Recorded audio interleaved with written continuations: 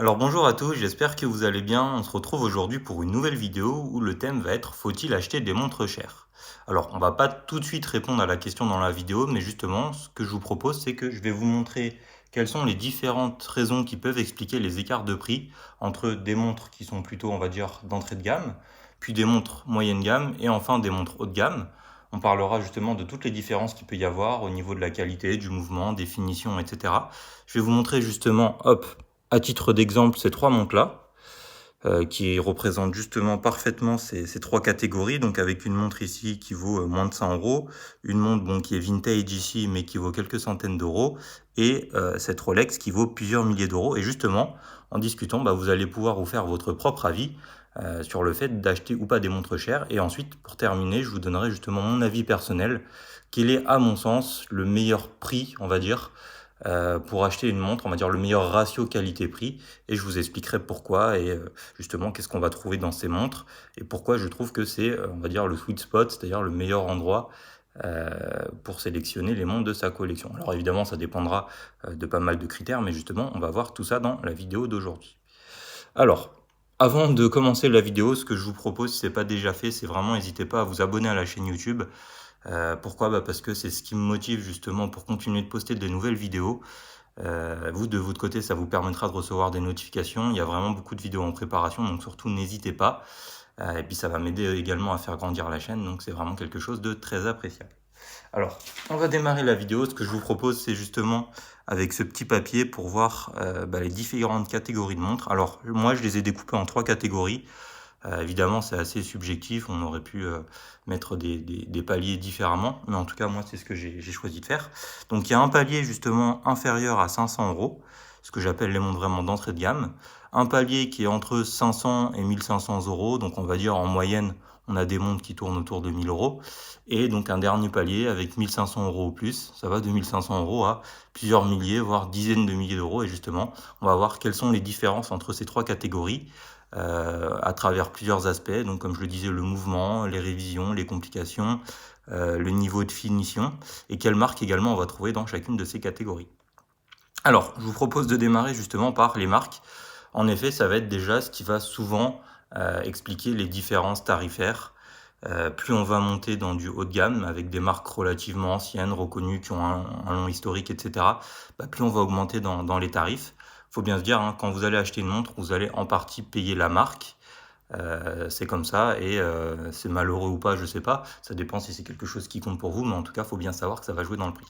Donc dans la partie inférieure à 500 euros, généralement, vous allez trouver quasi exclusivement des marques japonaises avec le trio assez habituel qui est Orient, Seiko et Citizen.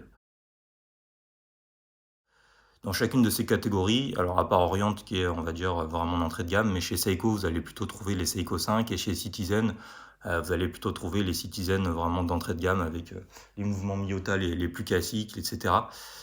Voilà, faut l'avoir en tête.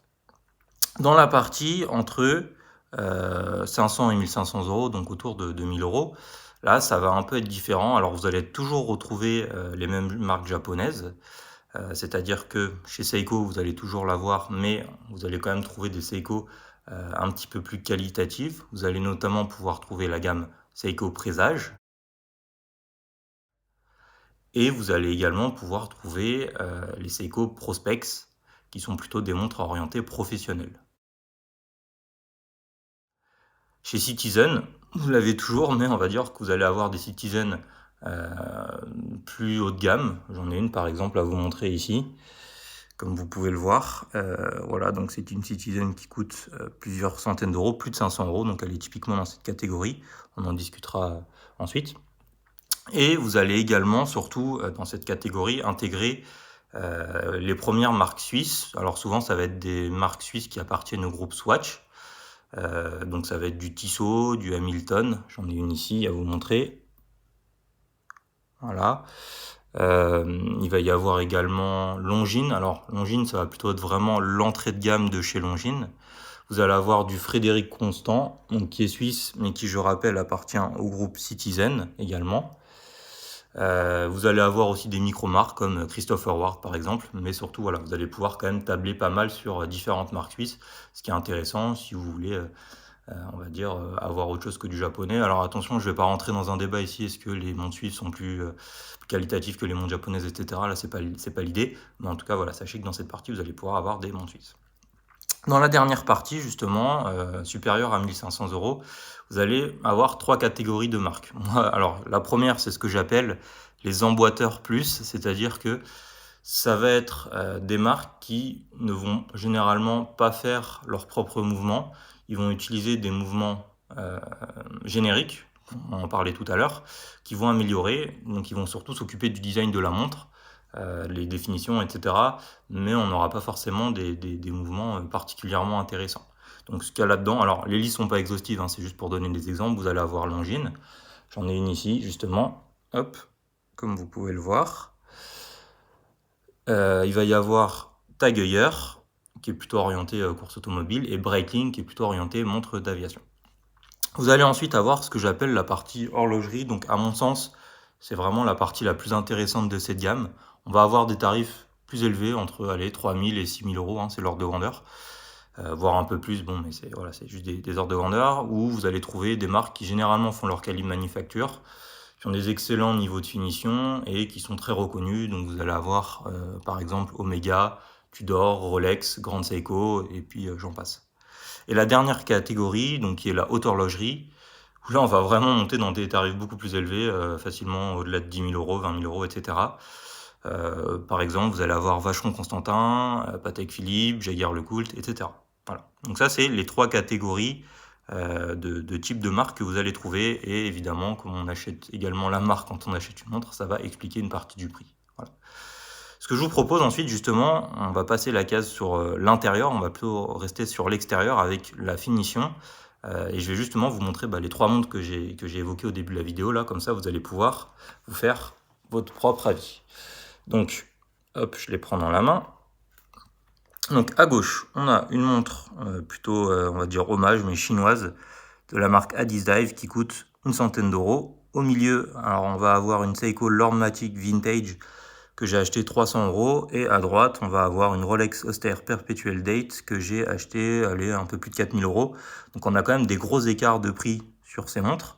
Et justement, je vais essayer de vous expliquer au niveau des finitions, qu'est-ce qui va varier, et après c'est à vous de vous juger justement si ça en vaut la chandelle d'avoir un prix plus élevé, uniquement en tout cas pour les finitions. On verra qu'il n'y a pas que ça hein, après, justement quand on parlera de l'intérieur de la montre avec du calibre, etc. Mais là on va rester sur les finitions. Hop, alors attendez. Donc si on reste sur l'entrée de gamme, donc la première catégorie, moins de 100 €. Donc déjà, ici, il faut savoir que globalement, vous allez avoir des finitions plutôt basiques. Généralement, alors c'est pas le cas ici, c'est un contre-exemple, mais vous allez avoir des cadrans qui sont plutôt simples, sans effet particulier, voilà, des cadrans assez basiques. Pareil pour les index, les aiguilles, etc. Les alternances, hop, attendez, je vais poser, je vais vous montrer. On va mieux se rendre compte peut-être avec cette montre-ci. Les finitions polies brossées sont vraiment d'entrée de gamme, sont pas forcément géniales. On va pas avoir un brossage qui est très profond. Le polissage, souvent, il a un peu tendance à faire cheap. Il peut y avoir des exceptions, hein, comme je le dis souvent. Mais voilà, en général, c'est le cas. Et généralement, vous allez avoir peu d'alternance poly-brossée. Ça va être une grosse partie brossée, une grosse partie polie, mais vous n'allez pas avoir des formes complexes au niveau du boîtier. Si je reviens sur le moyenne gamme, bon, je triche un peu parce que là c'est du vintage. Évidemment, les prix que je donnais tout à l'heure, c'est des prix orientés montre neuve. Hein. Sur le vintage, ça compte pas, puisqu'on peut trouver des montres beaucoup moins chères, mais qui ont de très bonne qualité de finition. Mais voilà, on va dire que c'est une montre moyenne gamme. Ici, et bien justement, vous allez avoir, à mon sens, de très bonnes finitions. Je vais en mettre une autre, comme ça on va pouvoir s'en rendre compte. Je vais mettre par exemple la Frédéric Constant. Vous allez vraiment avoir une montre très bien finie qui peut avoir des formes de boîtier assez particulières. Vous allez avoir du brossage vraiment très bien réalisé. Pareil au niveau du polissage. Hop, je peux vous montrer également. Hop, cet Hamilton. Vous allez peut-être pouvoir... Alors à la caméra, je ne sais pas si vous vous rendez bien compte, mais voilà, on le voit bien sur la corne là par exemple, le niveau de brossage qui est largement meilleur que sur la Adizdive. Alors bon, c'est difficile de s'en rendre compte à la caméra, même en zoomant, je sais pas si vous le voyez bien, mais là on voit vraiment les stries de brossage profond, alors qu'ici bon, on voit que c'est pas poli, mais on voit pas forcément grand chose. Et quand on est sur une montre plus haut de gamme, vous allez avoir vraiment des finitions, je vous les remets par exemple ces deux-là pour comparer, des finitions qui vont être encore meilleures. Après honnêtement, je trouve que quand on passe du entrée de gamme à moyenne gamme, on va vraiment avoir un gros écart au niveau des finitions. On va dire on va gagner les 80% d'écart sur les finitions. Par contre, quand vous allez passer sur le haut de gamme, là pour le coup les écarts vont être quand même plus faibles. Certes, il va y avoir des améliorations de finition, toujours au niveau du brossage, du polissage, des index, du cadran, etc. Mais voilà, faut bien se dire que ça va pas forcément être un écart aussi fort que quand on passe du bas de gamme au moyenne gamme. Ce que vous pouvez avoir en parallèle quand même, si je le mets dans les finitions, mais sur du plus haut de gamme, c'est l'intégration de métaux précieux. C'est-à-dire que là, par exemple, sur cette Seiko, les index, les aiguilles sont en acier inoxydable, d'accord? Alors que sur cette Rolex, vous le voyez d'ailleurs ici sous le symbole Rolex, vous voyez un petit trait, ça veut dire qu'il y a des métaux précieux. Vous allez avoir de l'or blanc. Donc tous les index, les aiguilles, etc. vont être faits en or blanc, ce qui fait que du coup ça va mieux briller à la lumière, c'est plus joli, et surtout ça va avoir une meilleure résistance dans le temps à la corrosion, etc. Ça gardera plus facilement, on va dire, cette teinte brillante que l'acier inoxydable, bien que l'acier inoxydable soit quand même un matériau de choix très résistant, etc. Voilà. Donc on s'arrête là du coup pour la partie finition, mais bon, vous avez bien compris que pour moi c'est vraiment le milieu de gamme qui est le plus intéressant au niveau des finitions. Alors maintenant justement on va passer à la partie mouvement. Bon, je vais reprendre une montre comme ça, une montre comme ça, allez, et puis je vais prendre la Longines pour changer, pour vous expliquer justement les caractéristiques qu'on y trouve. Alors au niveau du mouvement, déjà il faut se dire que quand on est sur des montres d'entrée de gamme, souvent les calibres vont pas être forcément très précis, c'est-à-dire que vous allez avoir pas mal de secondes d'écart chaque jour. Voilà, donc ça peut être un problème si vous recherchez de la prévision. Il faut bien vous dire que les montres d'entrée de gamme, notamment les montres japonaises, sont connues pour pas être très précis. Vous pouvez facilement vous retrouver avec 10-15 secondes d'écart par jour. Voilà, si ça vous gêne pas, c'est pas grave, mais il faut quand même le savoir. Vous allez souvent également avoir des pièces en plastique dans les mouvements, ce qui fait qu'elles tiendront pas forcément longtemps dans le temps. Il peut y avoir des ruptures, etc. Donc il faudra forcément passer par une révision. Il faut également savoir que les révisions vont être, par rapport au prix de la montre, relativement chères. Globalement, une révision, ça peut coûter quelques centaines d'euros, même sur une montre de base. Ça va être le prix de la montre. Donc est-ce que vous voulez vraiment vous poser la question, je fais la révision, alors je rachète une montre neuve? Ça, c'est un choix personnel. Après, c'est à vous de voir. Mais bon, en tout cas, il faut l'avoir en tête. Et généralement, ça va aussi lier avec le fait que les révisions ne coûtent pas trop cher. Vous allez avoir peu de complications. Ça va souvent être du basique avec du time only ou la date ou le jour. Mais vous n'allez pas avoir des complications très élevées dans les montres d'entrée de gamme. Dans le moyenne gamme, donc hop, je vais vous en remontrer plusieurs. Donc je vais prendre cette Hamilton, je vais prendre cette Seiko que j'ai acquise récemment, et par exemple la Citizen. Donc dans le moyenne gamme, globalement, vous allez avoir des mouvements qui sont plutôt fiables, qui ont une précision qui est correcte, sans être non plus nécessairement exceptionnelle. Alors la précision peut être bonne si le mouvement est bien réglé. C'est le cas par exemple sur cette Seiko, j'ai de la chance, elle a que 2 secondes d'écart par jour, ce qui est plutôt bon, hein, vraiment, surtout sur un mouvement japonais. Mais d'une manière générale, voilà, vous allez avoir des mouvements avec une qualité qui est plutôt bonne, vous allez avoir des mouvements fiables, correctement précis, mais qui vont être génériques. C'est-à-dire que généralement, ça va être des mouvements de type, si je prends les marques suisses par exemple, ETA ou Celita. Donc voilà, ça va être des mouvements qu'on va retrouver dans énormément de marques différentes, notamment dans toutes les marques du groupe Swatch. Voilà, ce qui fait que ça va être, comme je le disais, fiable, correctement précis, robuste, surtout facile à réviser. N'importe quel horloger pourra vous réviser un de ces types de mouvements. Voilà, donc c'est plutôt positif à mon sens. Ça va pas vous coûter trop cher également, donc c'est intéressant. Vous allez également retrouver quelques complications un petit peu plus évoluées que sur les montres d'entrée de gamme. Ça va pas forcément changer la face du monde, mais voilà, faut le savoir, vous pouvez quand même taper dans des complications un peu plus qualitatives. Et maintenant, si je passe sur la partie plus haut de gamme, donc hop, je vais reprendre la Rolex et la Longines. Qu'est-ce que vous allez trouver ici? Donc déjà, au niveau des mouvements, vous allez être sur des mouvements qui sont beaucoup plus précis, souvent qui sont COSC, donc qui sont certifiés par des organismes suisses indépendants. Donc c'est le cas par exemple pour cette Rolex où on va avoir cause que je sais entre -4 et +4 ou quelque chose comme ça, si je dis pas de bêtises, mais bon, on va dire quelques secondes d'écart chaque jour, au maximum, moins de 5 secondes. Et donc ça va souvent être des mouvements manufacture, ou alors, si vous êtes sur ce que j'appelais les emboîteurs plus, si vous vous souvenez, je vous remonte un petit peu la feuille pour que vous ayez tout en tête. Hop, je sais pas si, voilà, l'acquisition, là on est dans la partie mouvement.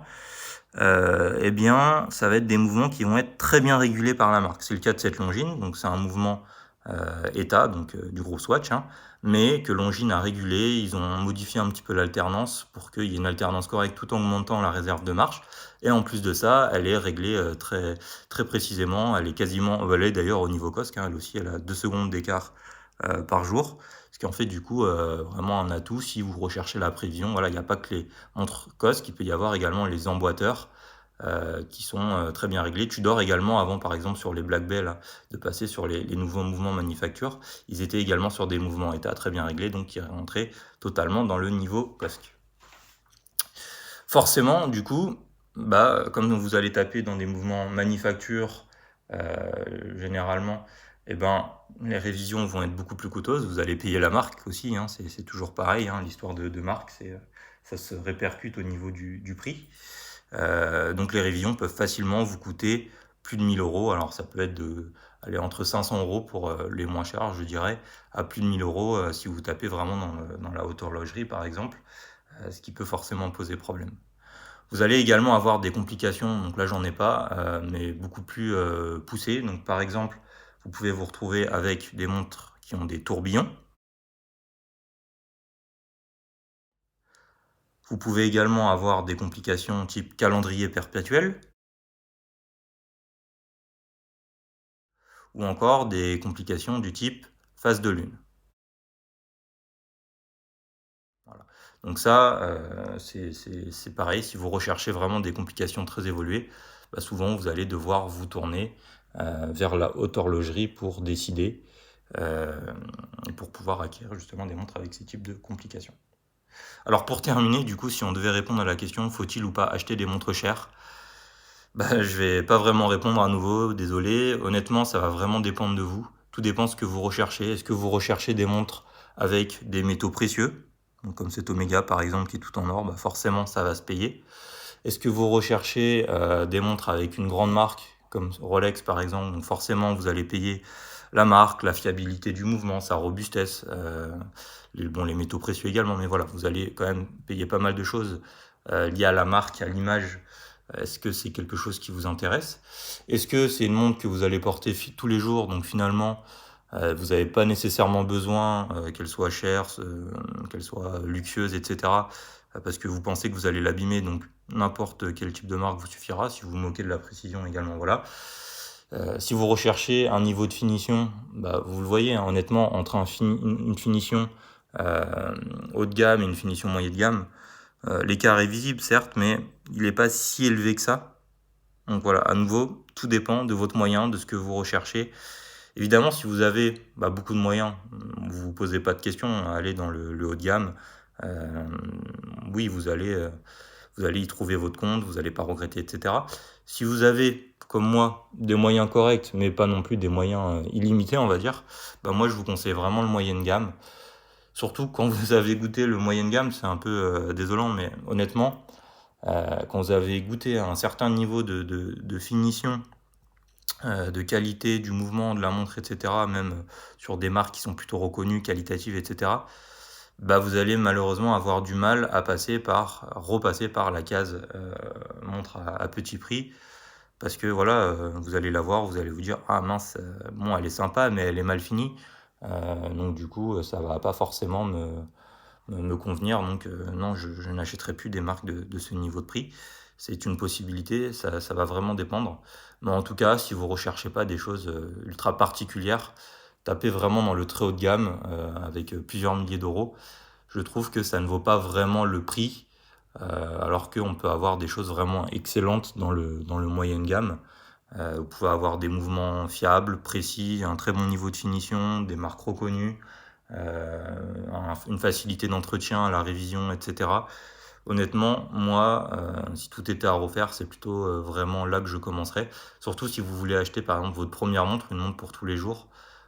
Voilà, prenez quelque chose de qualitatif, restez dans le moyenne gamme. Vous allez avoir de très bonnes choses pour des prix corrects et vous le regretterez vraiment pas. Alors évidemment, c'est que mon avis personnel, mais voilà, c'est en tout cas ce que je peux vous conseiller. Écoutez, j'espère que cette vidéo vous aura plu. N'hésitez pas justement à me donner tous vos commentaires. Je les lirai, j'y répondrai avec plaisir. Comme ça, on pourra débattre et échanger. Et puis, je vous dis à très bientôt pour une prochaine vidéo. Allez, ciao tout le monde.